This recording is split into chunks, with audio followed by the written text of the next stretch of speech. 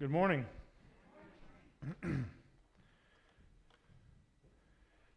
What is doubt? If you had to explain it, what is it? If you had to put a definition with the term doubt, how would you explain it to a child? It's something all of us face, right? Everybody has doubt at some point. We've all experienced it. If you go on the internet or if you look it up in a dictionary, it would sound something like this. Doubt is to call into question the truth of something. So the truth of a situation, the truth of a product, right? If they say it is guaranteed for life, is it really guaranteed for life? Will it really last that long? A person says, I'll pay you back if you just loan me $50. Is that true that they're going to give that money back to you? It's to consider something unlikely, a fear of the unlikeliness of something. That is doubt. We all have it. We all deal with doubt of some kind. There was a defendant who was on trial for murder, and he had a lot of evidence stacked against him for this murder. And so the lawyer went on to try to figure something out to prove his client as not guilty. One of the things they did not have for the murder was a body. And so in his closing defense, he said, in 30 seconds, the victim is going to walk through that door. And he stood there in silence. 30 seconds passed. He said, 30 seconds is up. And they turned and they looked. But nobody came through the door. And so he said, it's obvious the victim did not show up, but you have enough doubt that you considered that it is a possibility that they would come through that door. He said, please consider this when you're deliberating guilty or not guilty. And so they went in, they deliberated, and they came back out with a guilty verdict. The lawyer said, how could you come up with a guilty verdict? You had doubt. He said, or the juror said, we had doubt, but your client didn't look at the door because the client knew what he had done, right? He had no doubt. Everyone else might doubt it, but the truth of something is found in one person, and that was the client in that situation. In the story we're going to read today, the truth is found in one single person. Here's the question that was asked. Why did you doubt? Why did you doubt? Last week we talked about a storm on the water. Today, guess what we're going to talk about? A storm on the water. Different story, similar. Jesus was in the boat for one. He's out of the boat now. But there's some similarities in this story. Fear, right?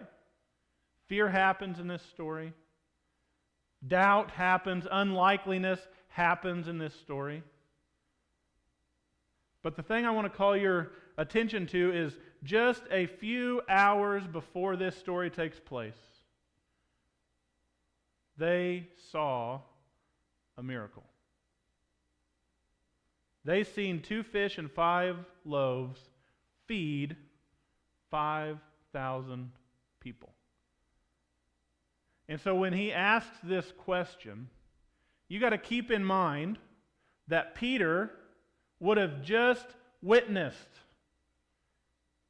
5,000 people being fed off of 2 fish and 5 loaves of bread. And so if you add to what Jesus said, he actually says, you of little faith, why did you doubt? Well, why would he say, you of little faith? They'd just seen 2 fish and 5 loaves of bread feed a multitude of people. So why did you doubt? In this story, the sea would have thought to have been chaos. When they seen water, especially dark, deep water, ancient thought was chaos. It's uncontrollable. We don't know what's going to happen when we go out there. If you look through history of the sea, what's in it? Sea serpents, giant squids, right? Things that are capable of taking out entire ships. It is unlikely that if you go out into the depths of the ocean, the depths of the sea, that you make it home. It was seen as chaos. And so this represents not only this story, but our story. When we look through this story, we do the same thing. Like Peter, we open our mouths and say, "Hey, let me come out of the boat." And then we doubt. When we get in the middle of the circumstance, we say, "I don't know if this is you, God." That's what their big concern was, right? Peter actually says in this passage that we're about to read, "If it is you, let me come out there to you." So we're going to be in Matthew 14. We're going to talk about this a little bit. But I want you to realize that this story solidifies who Jesus is to the disciples. The previous storm story, they still didn't come out and say who he was. Actually, if you go back to Mark and you look, it actually says, after the fact, it says, "What kind of man is this that even the winds obey him?" But not in this story. Sometimes it takes multiple examples to keep you from doubting. And so in verse 22, it says, "Immediately he made the disciples get into the boat and go before him to the other side, while he dismissed the crowds. And after he had dismissed the crowds, he went up to the mountain by himself to pray. When evening came, he was there alone, but the boat by this time was a long way from the land, beaten by the waves and the wind, for the wind was against them. And in the fourth watch of the night, he came to them walking on the sea. But when the disciples saw him walking on the sea, they were terrified and said, 'It is a ghost.' And they cried out in fear, but immediately Jesus spoke to them, saying, 'Take heart, it is I. Do not be afraid.' And Peter answered him, 'Lord, if it is you, command me to come to you on the water.' He said, 'Come.' So Peter got out of the boat and walked on the water and came to Jesus. Verse 30, "But when he saw the wind, he was afraid, and beginning to sink, he cried out, 'Lord, save me.' Jesus immediately reached out his hand, took hold of him, saying to him, 'O you of little faith, why did you doubt?'" And listen to what happens at the end of this passage.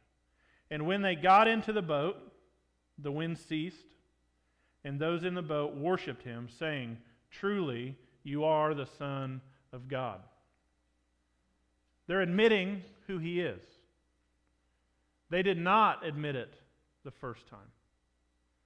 The second time, little different scenario, they say, "Truly, you are the Son of God." So here's the question. Why did you doubt? Why did you doubt?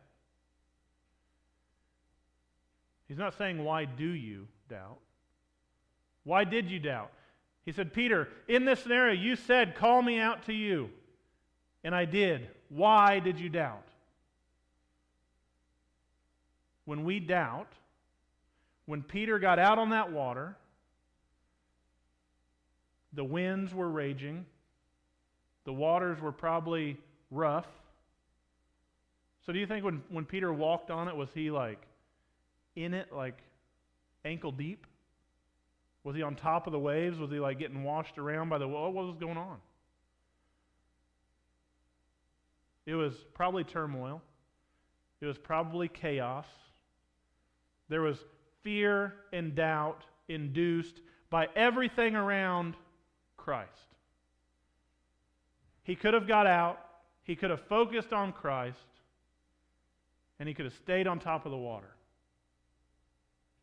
But he didn't. Jesus tells us what happened. The waters were not too rough. The winds were not too strong. It was doubt that caused him to sink. It was simply doubt. It wasn't that the waves were too big, crashing on the boat, and that caused him to fall over. When Peter doubted, induced by fear most likely, seeing what was going on around him, he doubted, and he began to go down into the depths. And then everybody in the boat reached out and grabbed him, right? No. Why not? Why did his friends not reach out and grab him, right? I mean, if I have a friend falling in the water, most likely I'm going to reach out and try to save that said friend, right? They didn't. They were scared too.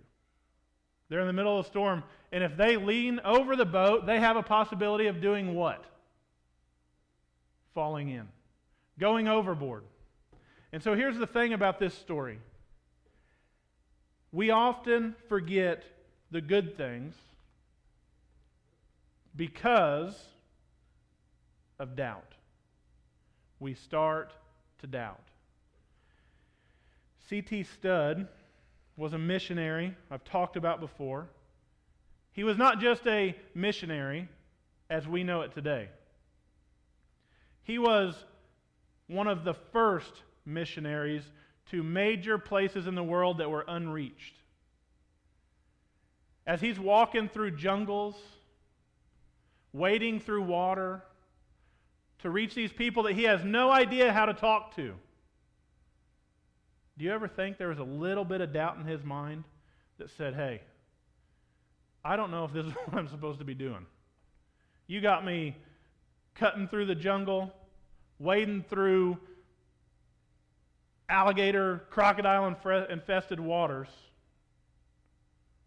What am I doing? One thing I don't think C.T. Studd doubted was God's calling. He doubted the situations that surrounded that calling. I think that's what we do too. We doubt the situations that surround what's going on. Just like the chaos in the sea, it looks a little different when it's rough, when the situation is bad, when there's a sickness, right?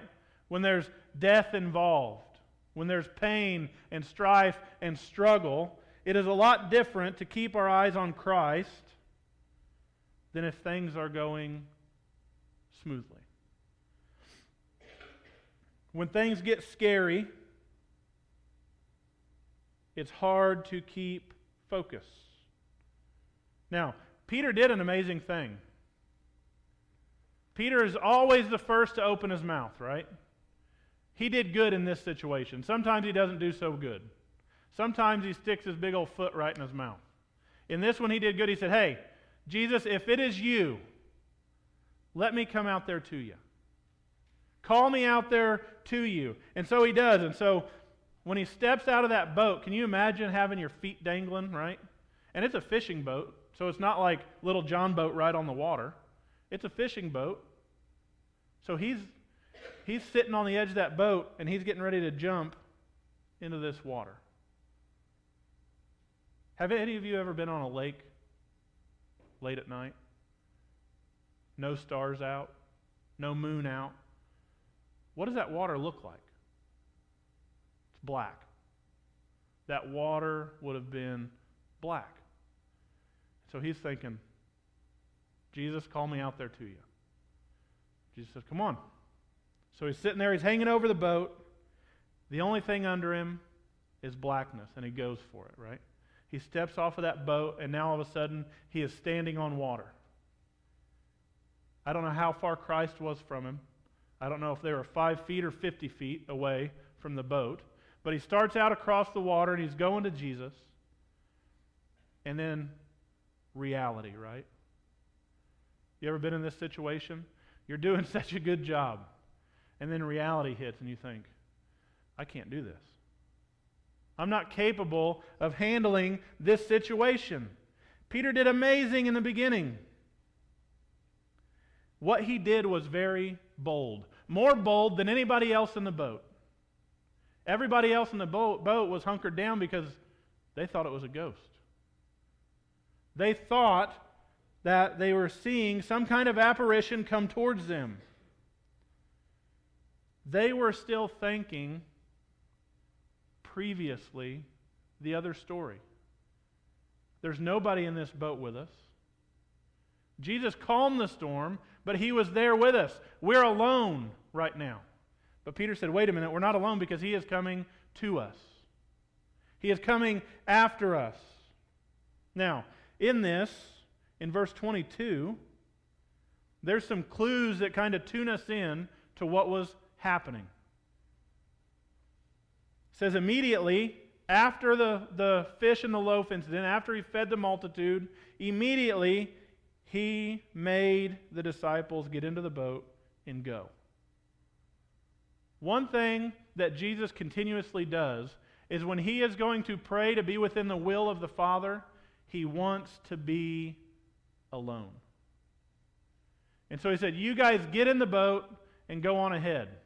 Now, why would he have had to make them do that? Because this word made literally means forced to. When it says he made them go ahead of them, he said, you have no option. I'm telling you to do something. You are going to get in that boat and you're going to go. Most likely there would have been some in that boat that said, we can't just leave you. We got to stay here with you. It's uncertain what's going to happen, right?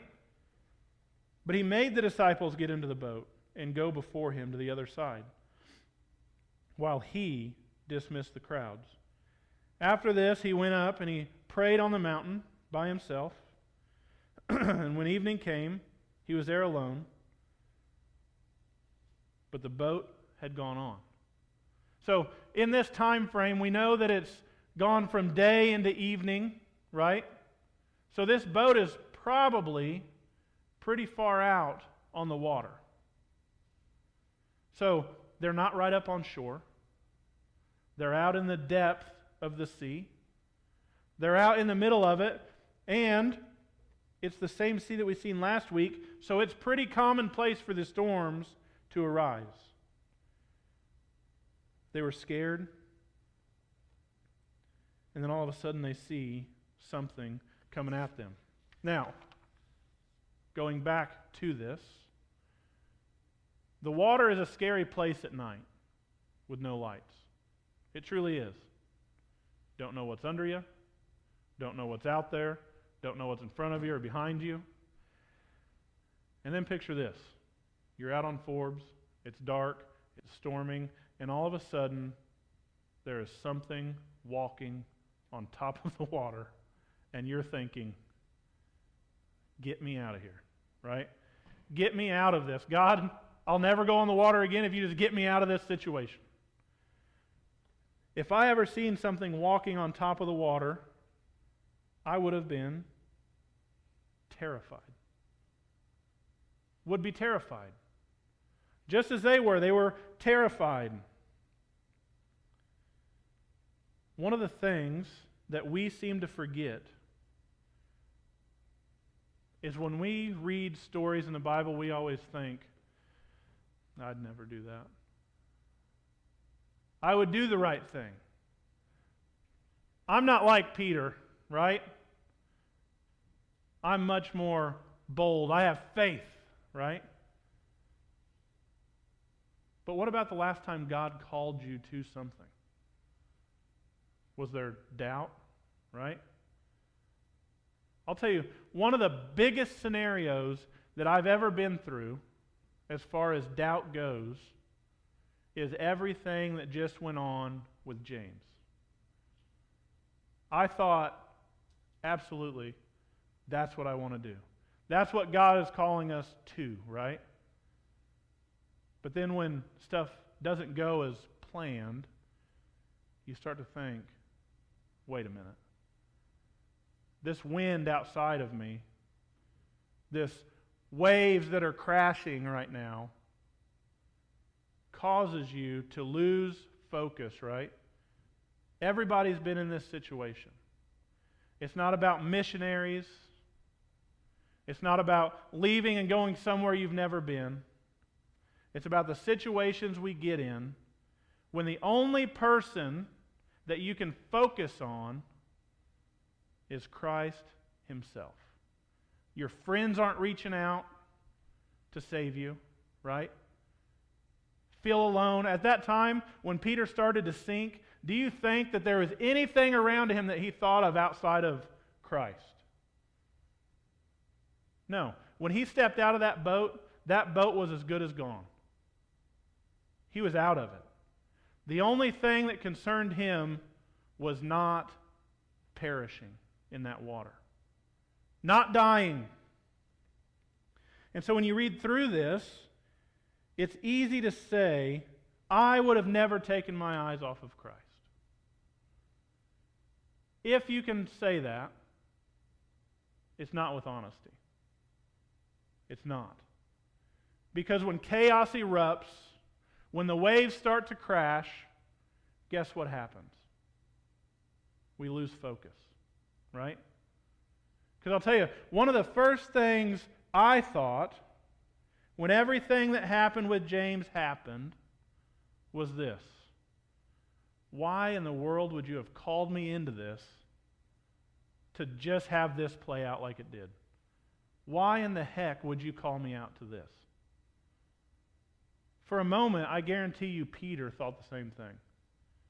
Why would you call me out into the middle of this sea to have me sink before you? But that's the wrong thought. The thought wasn't, the thought shouldn't have been, I should say, why did you call me into this if you knew, right? Peter's thought was this: I'm sinking. I've lost focus. I've let everything outside of the situation cause me to do what? To doubt. Everything outside of what is happening right now, I have let influence my thoughts,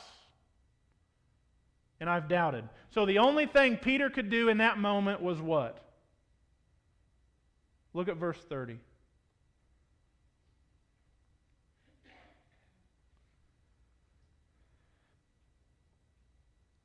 But when he saw the wind, he was afraid. And beginning to sink, he cried out, Lord, save me. He knew in that moment that his doubt had caused a situation where he was perishing. There's tons of people around us right now that have so much doubt in their minds that they're sinking. They're perishing. The only one that has the answer is Jesus. He says, Lord, save me. Two things could have happened in this moment. There's only two. The first one is this: Jesus could have turned away, not reached out his hand, and let Peter perish. Or he could reach out his hand, save him, and then ask a question to cause Peter to think. Jesus reached down and he saved Peter. What if Jesus would have went with the first scenario? What if Jesus would have said, you tried, Peter. You really tried. But you doubted. I'm going to let you sink. Right? There's not only this story of doubt. What about Thomas? What did Thomas do?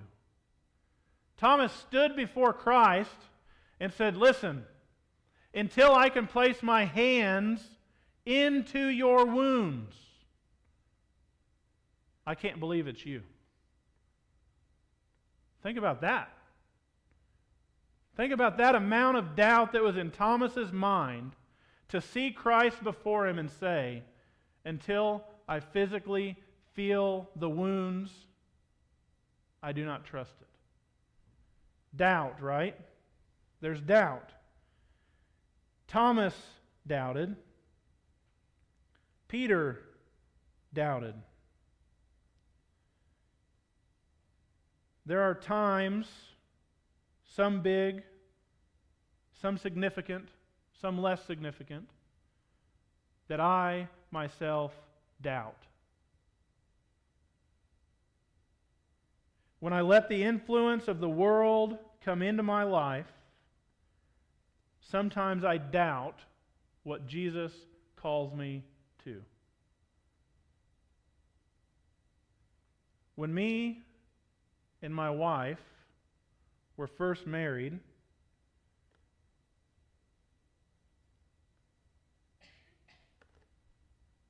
prior to Jude, we had another baby. She had a miscarriage. If at that moment doubt would have overwhelmed me or Elizabeth, you know what we wouldn't have had? The amazing family we do have. Because it would have been very easy to say, no, I don't want to go through this again. I don't want to do this. Why would you even put me in this situation, God, right? It would have stirred up doubt, and guess what? We could have stepped away from that and never experienced the amazing grace and mercy that God showed us with 3 wonderful, amazing horse rear ends of children that we have now. Right? This is what happens when the story plays out as it should. God says, listen, I know you've been through things. I know you will continue to go through them. But if you just look at me, don't worry about external factors. Don't worry about the waves or the chaos or the uncertainty.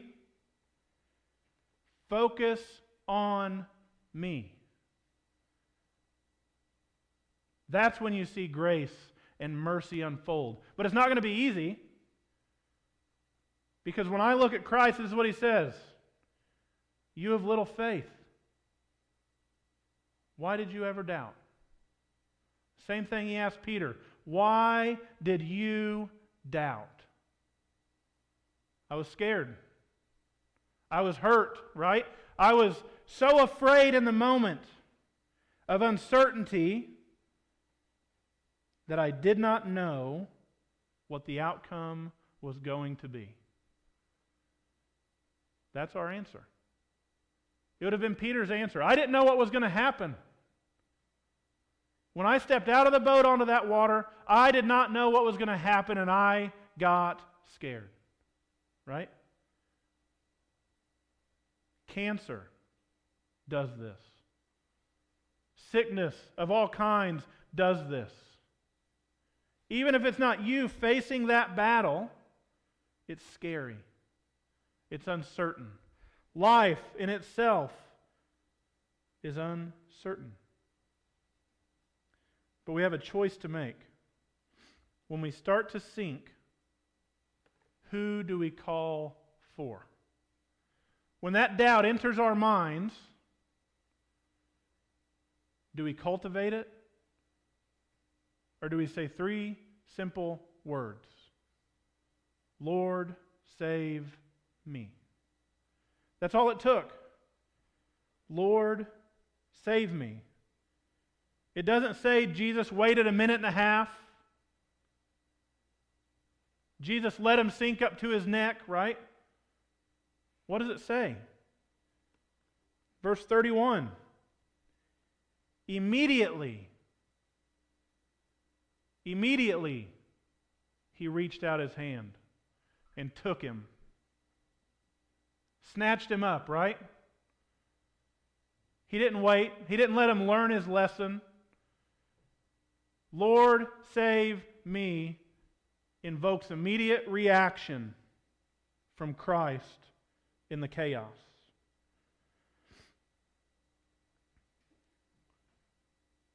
Peter doubted, and yet Christ saved him.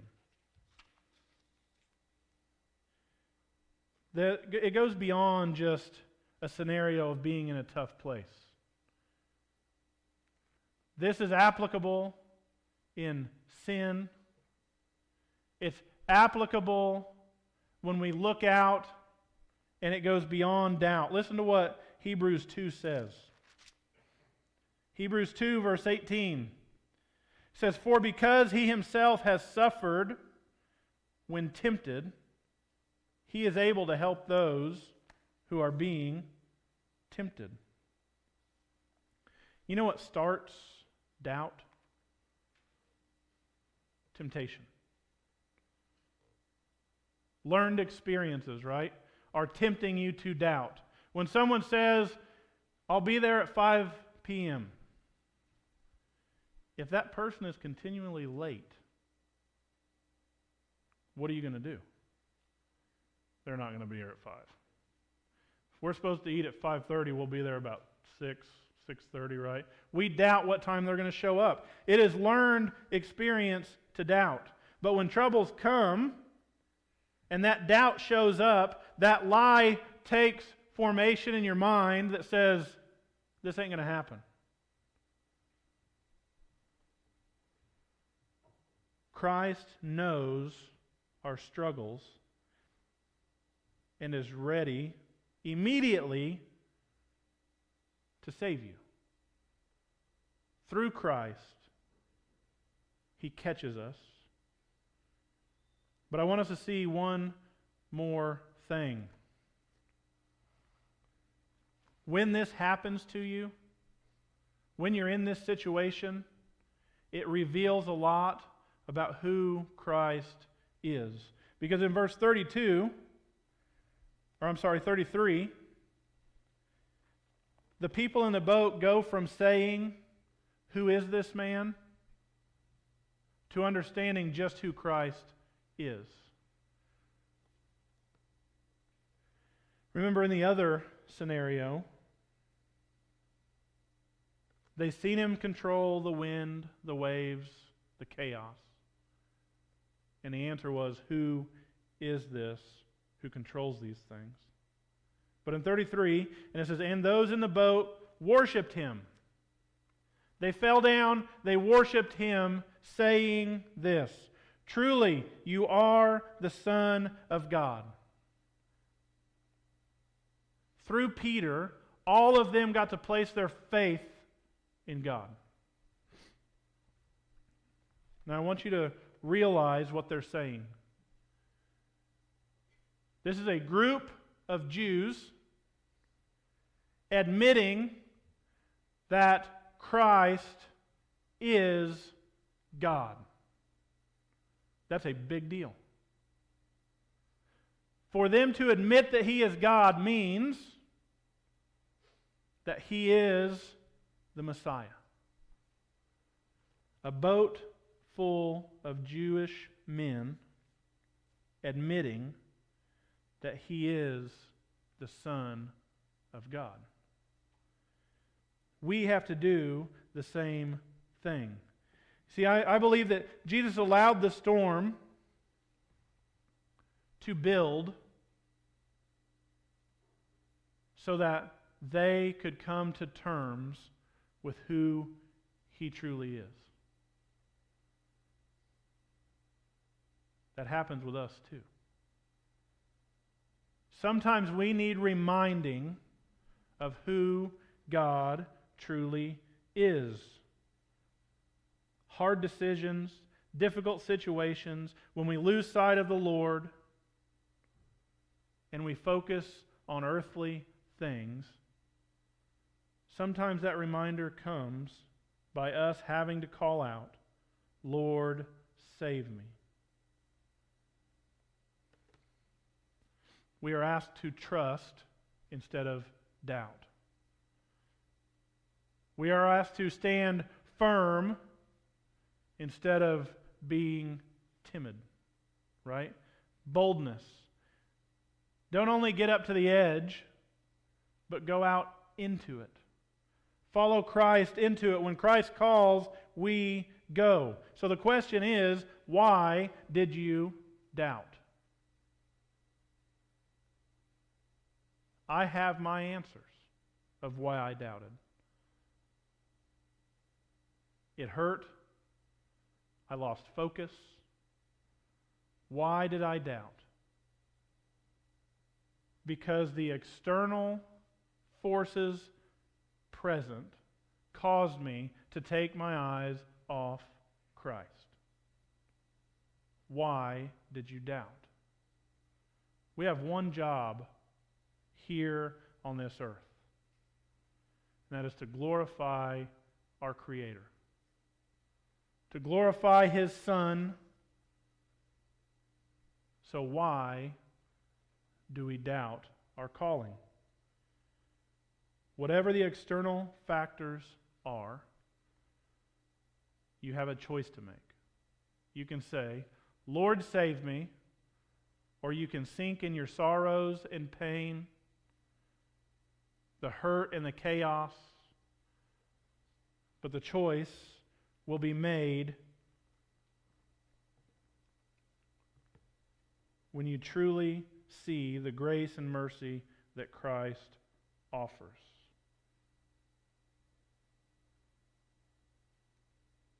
The Bible provides a pretty thorough map within the words. It would have been easy for Peter to say, why did you not meet me, right? Why did I have to walk to you? Why did you let me fall? But the Bible is clear that upon our failures, our shortcomings, our falls, Lord, save me, works every time. Pray with me.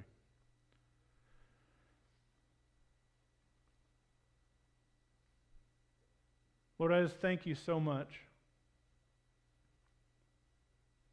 for your grace and your mercy. I thank you for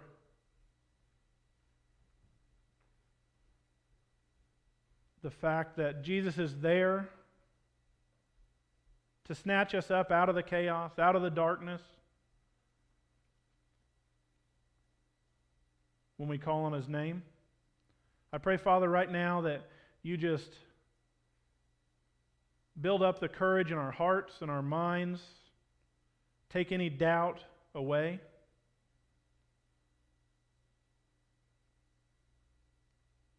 I pray, Father, that as we go out these doors, that when we exit this church, that the chaos and the turmoil around us does not affect how we see you. That we look upon you and we see safety and goodness and love. And that you're the only one that provides that. I just ask, Father, that if there's anybody who's struggling with doubt, that they can see you, they can lean into you, that they can just conquer that doubt through knowing how good you are. Lord, allow us to be the vessels that carry your gospel out to a lost, dark, chaotic, hurting world. And let us be bold in doing that. And I just ask this in Jesus' name. Amen.